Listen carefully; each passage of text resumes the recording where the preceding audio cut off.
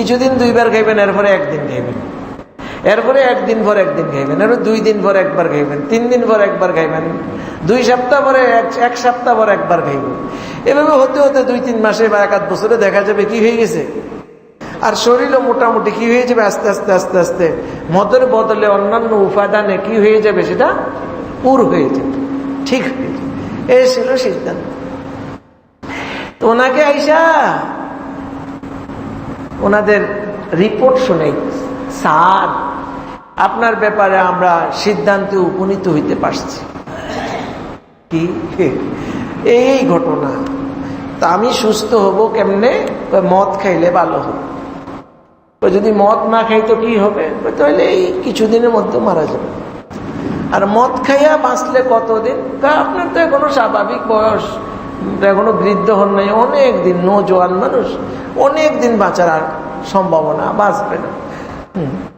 তখন উনি জবাব দেয় ডাক্তার, হে ডাক্তাররা, আমি মদ খাইয়া যে জীবনটা লাভ করব, ওই জীবনের চেয়ে মদ পান না করে, মদ ছেড়ে দেওয়ার কারণে যেই মৃত্যুটা আমার আসবে, আমার কাছে ওই মৃত্যুটা প্রিয়। কেন? কেন এটা প্রিয়? আমি মদ খেয়ে বেঁচে থাকবো, এটা আমার মাওলার কাছে অপ্রিয়। আমি গুনাহ ছাড়তে গিয়ে মরে যাব, আমার মাওলার কাছে এটা প্রিয়। এজন্য আমি মদ খাবো না, আমি এভাবেই মরা দরকার, মরে যাব, মদ খাবো। সিদ্ধান্ত নিয়েছেন উনি মদ খাবেন। আল্লাহ পাক ওনাকে এমনিই সুস্থ করে দিয়েছে, তাই না? দিলে কো মুবতালায়ে দোস্ত বাশত, রেজায়ে হু রেজায়ে দোস্ত বাশত। হ্যাঁ, তো দোস্ত 3টা হালের এক হালতের একটা হালত। কিসের হালত? দিলের হালত।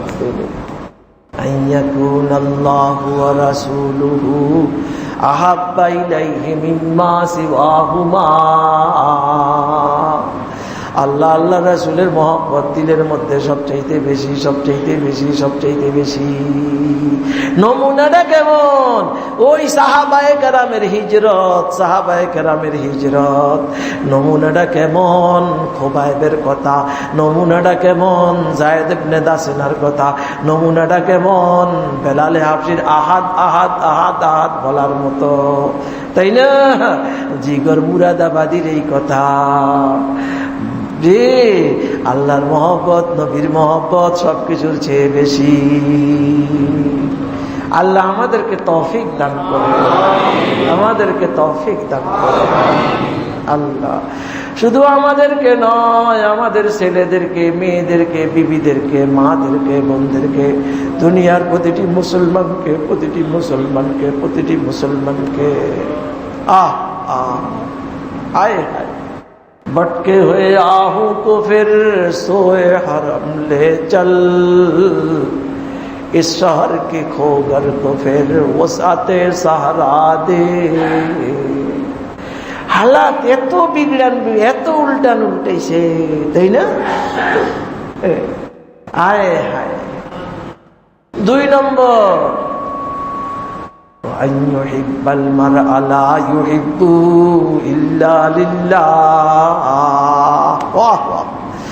দিলের হালত এরকম হতে হবে যে কোনো মানুষকে ভালোবাসে, কোনো উদ্দেশ্যে ভালোবাসে না, একমাত্র মাওলার জন্য ভালোবাসে।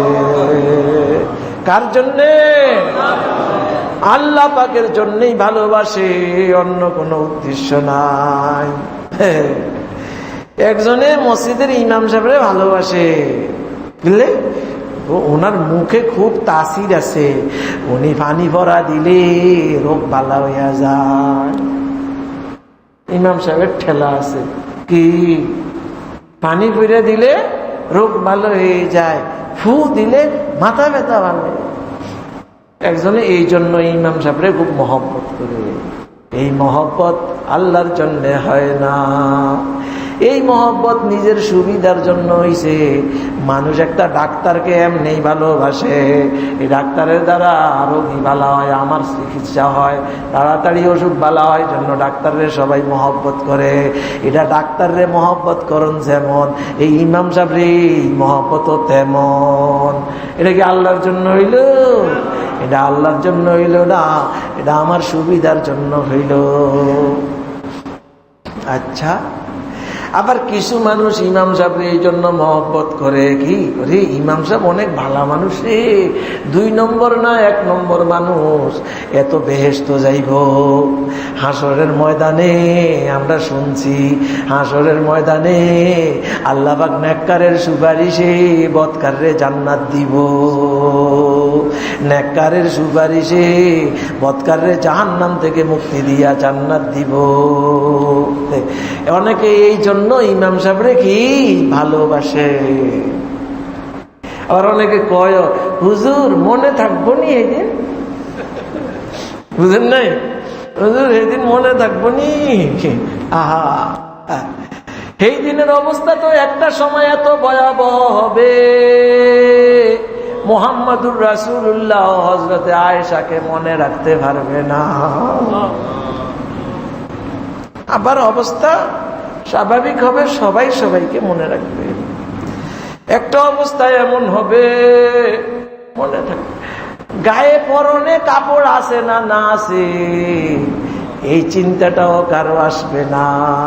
আল্লাহ রাসূল যখন বলছিলেন, হযরত আয়েশার সামনে আয়েশা শুনছিলেন, হাসরের ময়দানে সবাই এভাবে উলঙ্গ হয়ে আয়েশা, এই কি কোন নারী পুরুষ একসাথে, আয়েশা আয়েশা তুমি কি ভাবছো, অবস্থাটা এত ভয়াবহ, এত ভয়াবহ, এত ভয়াবহ।